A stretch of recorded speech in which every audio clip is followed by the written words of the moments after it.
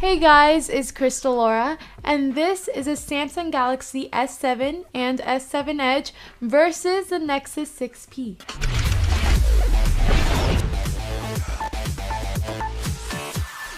These phones' designs are vastly different from one another. The Nexus 6P towers over the Galaxy S7 Edge, and even more so with the S7. And a big reason for this is due to the large top and bottom bezels on the 6P.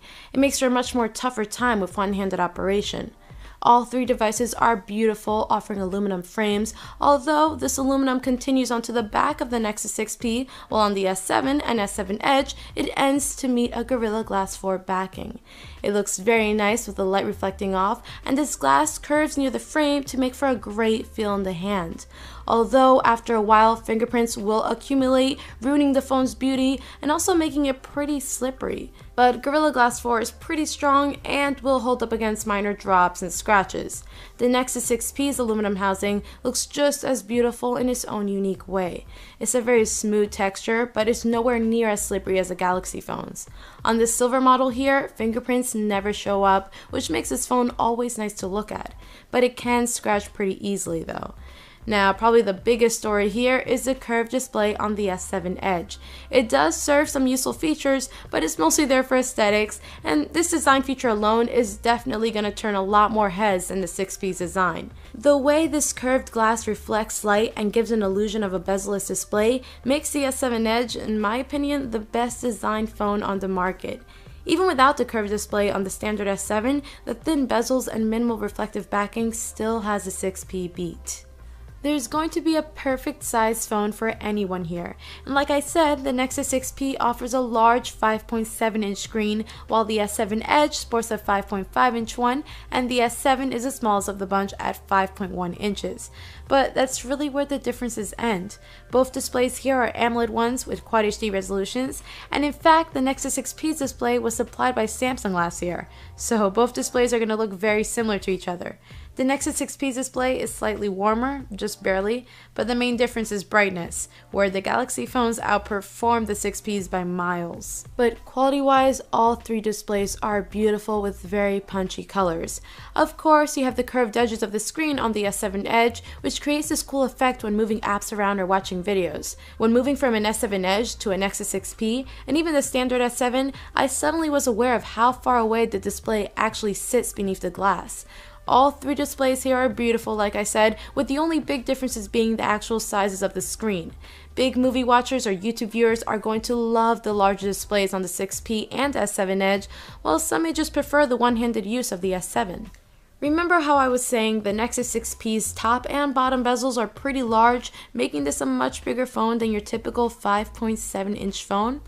Well, there's a big forgivable reason for this. Front-facing speakers. They are amazing, one of the best speakers on a phone at the moment, and they're aimed right towards you, which is ideal for any type of media consumption. They get very loud too and are very clear. The S7 phones unfortunately are found on the bottom, so not only are they pointed away from you when watching videos, but they can be very easily covered up. And as for the sound, they're not very good either, a lot worse than last year's Galaxy phones. But with this unfortunate situation, we learn there's also a big forgivable reason for this too. Behind the speaker is a protective coating which creates that muffled sound because the Galaxy S7 and S7 Edge are IP68 water resistant. Fingerprint scanners can be found on both types of phones, although the placement is a lot better on the 6P, making for a lot less awkward unlocking experiences as your finger is always around the scanner while holding anyway. The speed of the scanner is also a little faster on the 6P as well, although both are one of the fastest on the market. A big surprise this year is the returned micro USB port on the Galaxy phones. The Nexus 6P came out a while back now, but still was able to sport the new USB Type-C charging port, allowing for fast data speeds, and is also reversible. A very welcomed addition with the S7 and S7 Edge is the addition of a micro SD card slot that can be accessed by pulling out the SIM card tray. When you pull out the SIM card tray on the 6P, it looks as though at one point the 6P was going to be able to use micro SD cards, but for some reason it didn't make it to the market. Also, it's worth noting that while you get on-screen navigation buttons with the Nexus 6P, you have two capacitive buttons on the Galaxies. It's 2016, so obviously the newest Samsung flagships are going to have a new batch of specs over last year's Nexus 6P.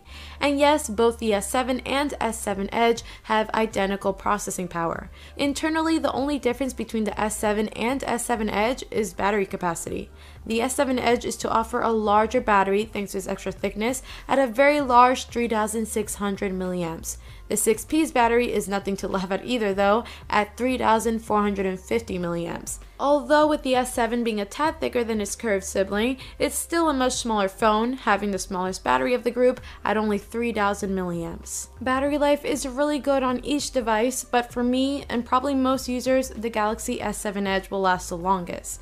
On average, the 6P will last me all day with no problems, with 4 hours and 15 minutes of screen on time. The standard Galaxy S7's battery has been greatly improved over last year, and although there are days where it dies an hour before bedtime, there are more days where it has just enough juice, giving me close to 3.5 to 4 hours of screen on time. All three phones are capable of fast charging. However, even with the different charging cables, the Galaxy S7 and S7 Edge are capable of wireless charging, while the Nexus 6P is not. Geekbench gave the Galaxy devices a higher score, beating the 6P at around 5,500.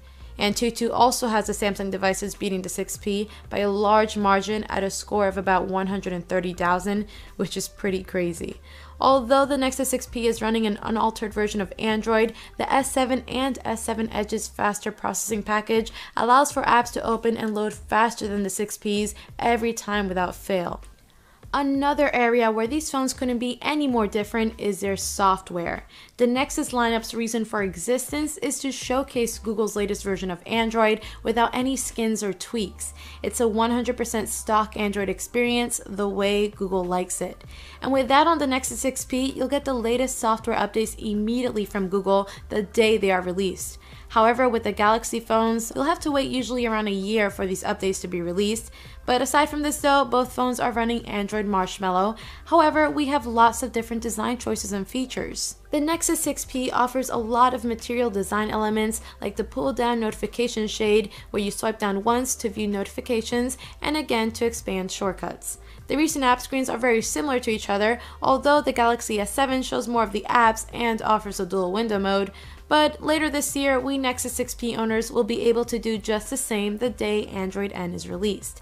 At the moment, the Nexus 6P doesn't really bring any special features when it comes to software, while the S7 Edge is loaded with them. The main features here are the edge panels, thanks to the S7 Edge's curved sides. You can swipe across the side to bring in edge panels, which you can customize to house your favorite apps, or even app actions like taking selfies, composing emails, adding an alarm, and more. People's Edge is here where you can quickly access your favorite contacts to call or text, and probably the coolest panels to add are the widgets, like sports scores, news, weather, and a bunch of other cool things. It's a nice way to keep your phone organized without having certain widgets or apps cluttering your home screen.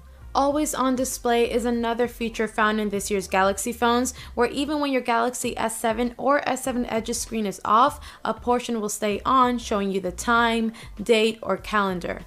Although the Nexus 6P has ambient display, which I actually prefer a lot more because it actually lights up the phone in a black and white mode as the notifications come in, which allows you to see incoming notifications without powering on your screen. The Galaxy S7 and S7 Edge does have a theme store though, which lets you customize the phone's look and feel and even sounds with a pretty large selection. Software is very fast on each. TouchWiz is known for its lagginess, but this year it has been improved by a decent amount. Once you disable certain laggy apps or widgets like the briefing screen, you have a very solid software experience. And even though stock Android isn't tinkered with, it's not without its freezes and crashes sometimes, especially when using certain apps that involve the camera. As of the time this video was created, the Samsung Galaxy S7 and the Nexus 6P are kings within the camera department. This year, Samsung lowered the megapixel count from 16 to 12 while making the pixels themselves actually larger, which allows for more light to be captured. The Nexus 6P camera goes down the same route, opting for a lower megapixel count with larger pixels, and in fact the pixels themselves are still larger than the Galaxy phones. The main theme here is the Galaxy S7 tends to take really beautiful photos with a lot of vibrancy. However, compared to the Nexus 6P, you'll notice highlights blowing out. The Nexus 6P always does a much better job exposing properly. You'll see a lot more detail within bright areas like skies, and clouds show up better, and overall you'll be able to see a lot more detail in these areas.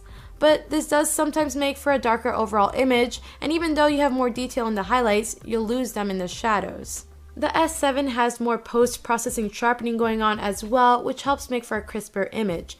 This vibrancy and sharpness really are a great combination for a beautiful image that at first glance sticks out to you more so than the 6P, but with greater examination, you'll see more information with the 6P. You'll also notice different color shifts within these cameras. With the Galaxy S7 being slightly warmer, you'll see these flowers are purple over the 6P's more bluish tone. And if you were wondering, yeah, the flowers are actually purple. The 6P will usually change the colors of the image, and sure, this looks nice, but it's less realistic. The Galaxy S7 does a full manual mode as well, where the 6P does not, so adjusting focal distance, white balance, ISO, and more is possible with the S7. And thanks to the higher aperture on the S7, you get a really nice bokeh effect. Also, the focal distance is very short, allowing you to get crazy close to objects, while the 6P will really struggle with that. When it comes to low light photos though, both cameras do a great and similar job, but once you turn on HDR, or HDR Plus as it's called on the 6P, the Nexus 6P gets rid of all the noise and boosts colors for gorgeous shots. The 6P by far is the best camera when it comes to low light photography. The Galaxy S7's 5-megapixel front-facing camera is fantastic due to that wide-angle lens, which really allows you to capture the entire scene. However, when you move into any area other than outdoors, you begin to lose a lot of detail, where the 6P still manages to capture a ton of detail. Now with the video, the Galaxy S7 is hands down a winner. And also, the Galaxy S7 has the fastest focusing speeds on any smartphone, locking onto objects instantly, where the 6P will take a long time and sometimes just won't even bother trying to focus. But it's hard to say who's the actual winner here. In image detail and exposure, the 6P is a clear winner, although when it comes to image control and color representation and video, the Galaxy S7 is a winner. Each camera has its strong areas and weak areas, and I guess it really comes down to what you prefer. And now it's time to ask the question, which is the better phone? This may be the toughest comparison we have ever done here at Android Authority. According to most people, these two devices are the best Android phones you can get at the moment, and they're both very similar. On the larger phones like the S7 Edge and 6P, you should expect all-day battery life, although a little longer with the S7 Edge. Extremely fast performance, although once again, a small extra boost with the S7. And beautiful designs, but in my opinion, maybe a bit more beauty with the S7 Edge. But more hardcore Android lovers will definitely appreciate the stock software of the Nexus 6P along with its timely updates. USB Type-C is a strong selling point for those users as well, but the lack of an SD card on the 6P is a pretty big downside. I still think the Nexus 6P takes the crown for best smartphone picture quality, but at the same time, it lacks manual controls and is pretty mediocre at video. While the Nexus 6P seems to be perfect in some areas, it lacks in others. And while the Galaxy S7 and S7 Edge may not be perfect in any areas, there is not a single area to be found that is anything less than fantastic. Well, thank you for watching, guys. That is the end of our comparison. I want to know which phone you like more, so in the comments below, let me know, Nexus 6P or Samsung Galaxy S7, S7 Edge. And head on over to our website, androidauthority.com, for the full in-depth written comparison. And if you're not already subscribed to Android Authority, you should be, because we have a lot of cool new videos coming your way. So yeah, stay tuned, because we are your source for all things Android.